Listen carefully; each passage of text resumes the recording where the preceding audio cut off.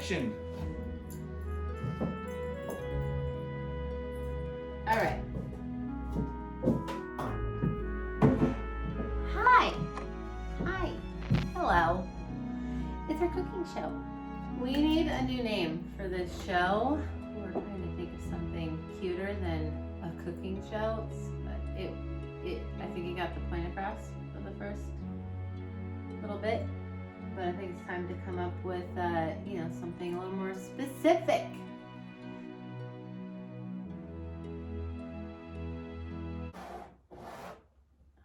Production could have put that there, didn't they? Okay, let's get cooking. We are making pillow covers, and today we're gonna make floor pillows. And so we are using a canvas for the back, and then we're using a really beautiful fabric from my stash, which is in the video where I talk about my stash. And so this is a linen that is printed by Nani Iro. It's a linen, and it's kind of structured. And so anyway, it's gonna make a really nice floor pillow. I am thinking that because this is a floor pillow and we're gonna have it on the floor and be sitting on it on the floor, it might be a good idea to also have a little extra sturdiness on this fabric. I would hate for it to kind of bend and worn out from use. So I'm going to use SF101. I'm going to attach it to the back of this fabric, and then by adhering it with iron.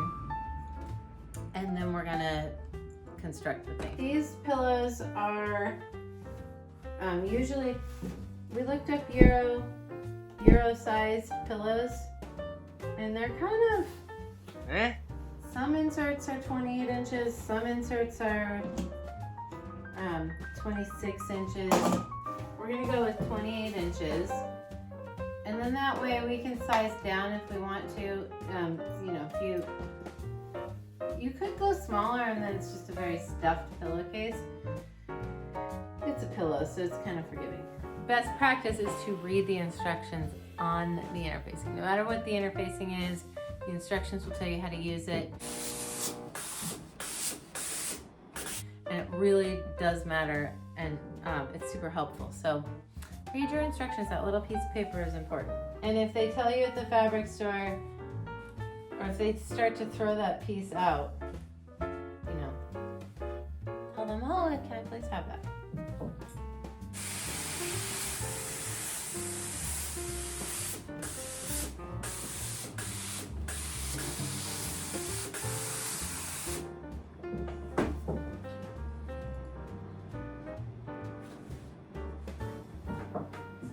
Just check the back so I can see if I missed a spot anywhere.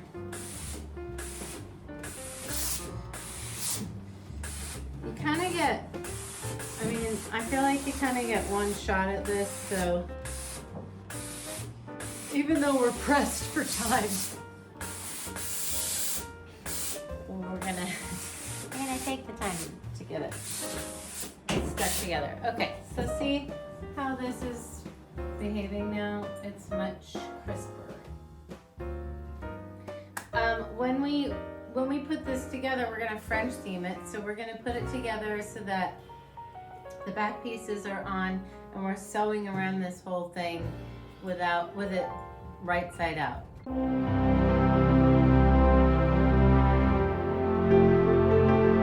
The first time. Then the second time we sew it wrong sides together, and that's what's going to give it a nice edge border around the pillow. Okay, so if you were going to hem it, you would do that now, and if you're not going to hem it, because you're going to cheat and use the selvage, well, good for you. Okay, so I'm lining this up,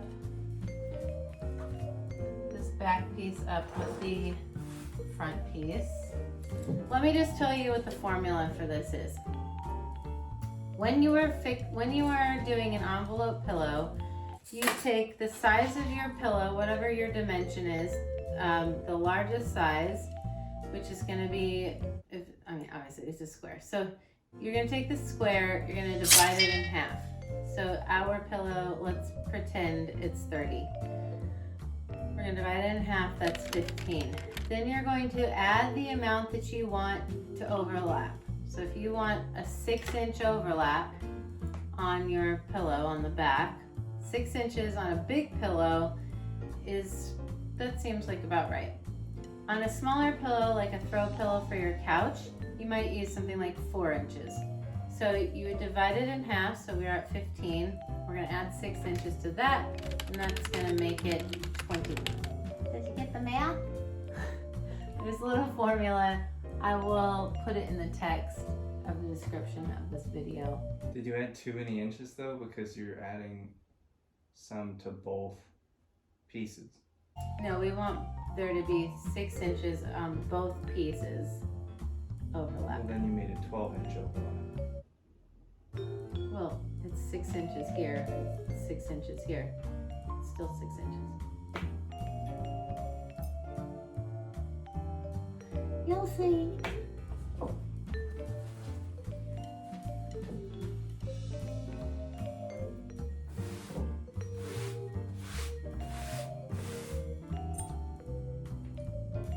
And again, I'm going to pin all along the one edge where the pillow front matches the pillow back first.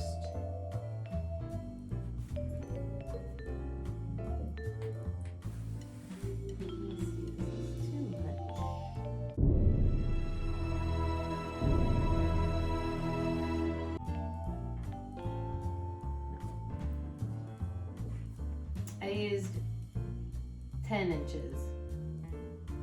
That looks like 20 inches.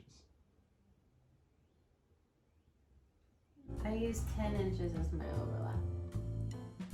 I know, but put the overlap along the ruler.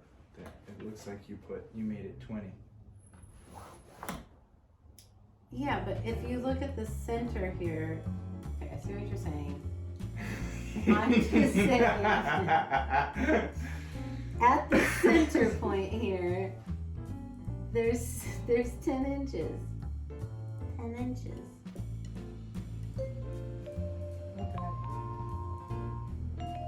Whatever. You're such a thing. Hey, this is a wholesome show. We don't say no bad words. I didn't. I just thought them. Wait. I feel like this might be too big. Of an overlap.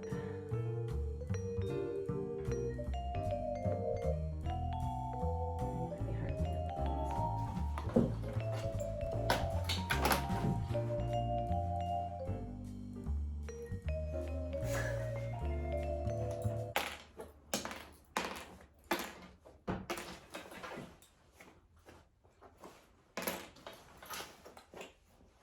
Here's the math for how to do this pillow cover.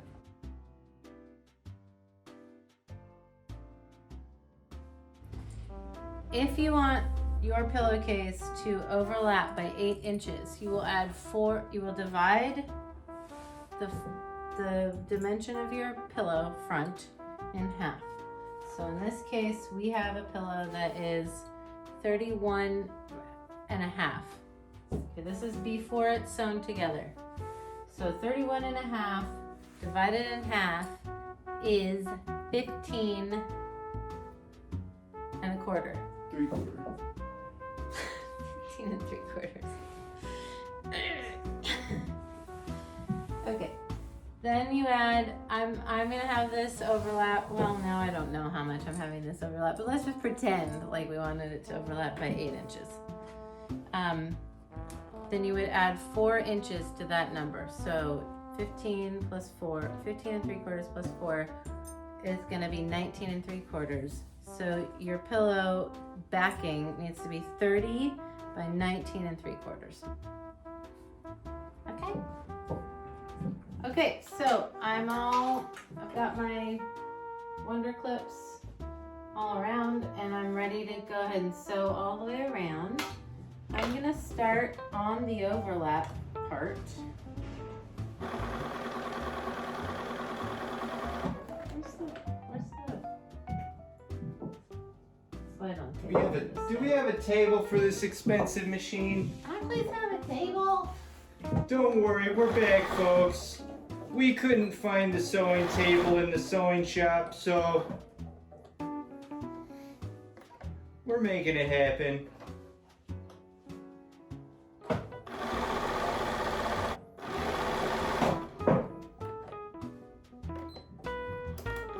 All right.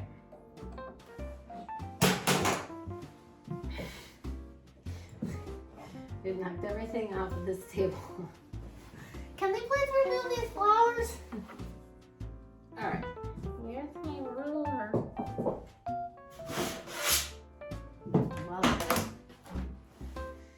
Okay, we're gonna trim this down. So, like I said, this is right side out, and we basically sewed a seam right side out. So now our seams are on the outside. Our raw edges are on the outside, which we don't want permanently, and we are going to fix momentarily.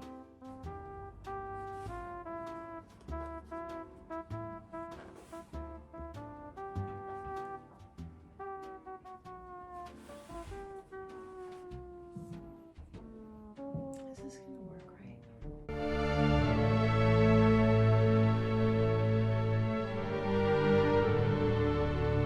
think I did it backwards. Or are you trying to have the French seam on the outside?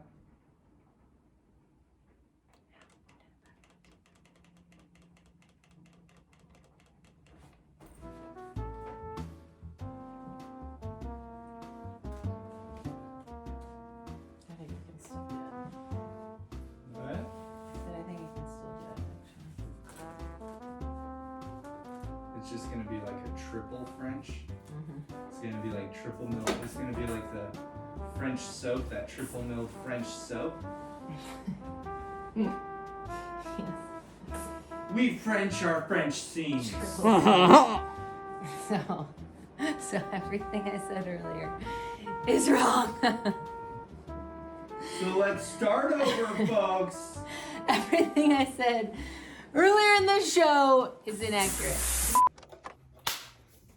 Action. Welcome to the cooking show. You guys didn't see anything yet. Good thing I really planned these out. Really test out I wish we had been the filming. final I product. wish we'd been filming when I was like, do you want to make like a cut list or like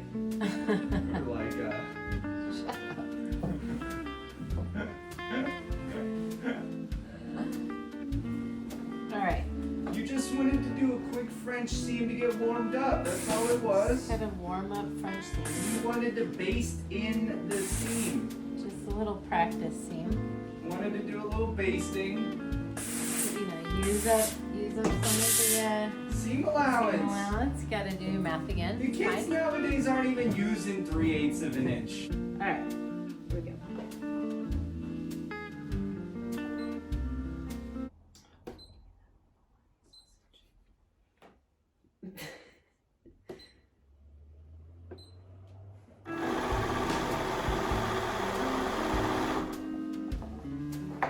There we go.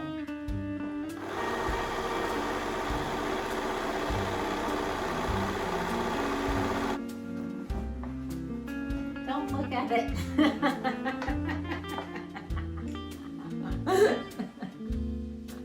Don't look at it.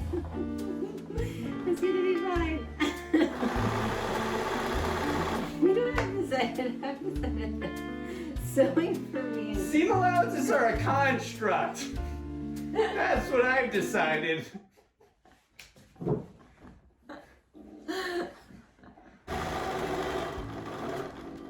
we did it. Snips.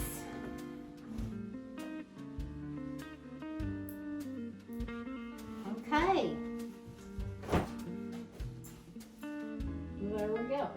at that triple milled French seam. There we go. Put that little envelope in there.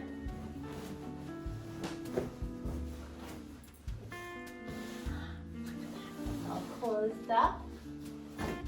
Hold on. Fluff your pillow. Look at that, folks. Woo! Look at that. So the traditional way of a French seam, which is to sew it right side out and then inside out. But we want the French seam part, we wanted the French seam part to be on the outside. So I ended up having to do a third pass, which worked out fine because it did have extra just in case. So, you know, I had some fear and self-loathing, a little sweat, broke a little sweat. But these are how the great inventions of society are made. We made it. Now we made the triple mill. We made the triple mill. Now can I get you looking into camera B and letting the folks know what they should do? Okay, so what should you do? Well, you should let us know what you would like us to make. Let us know if you have any opinions about a name. You should follow us on Instagram. You should share this with your friends. Oh, that's a new one. I like that one. Also follow us on Facebook and YouTube. Peace out.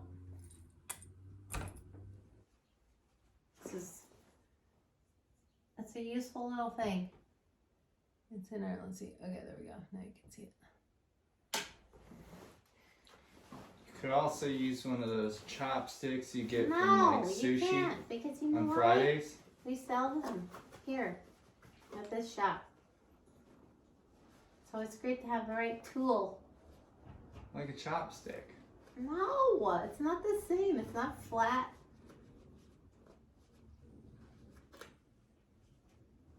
It's not pointy. It's dull at the end.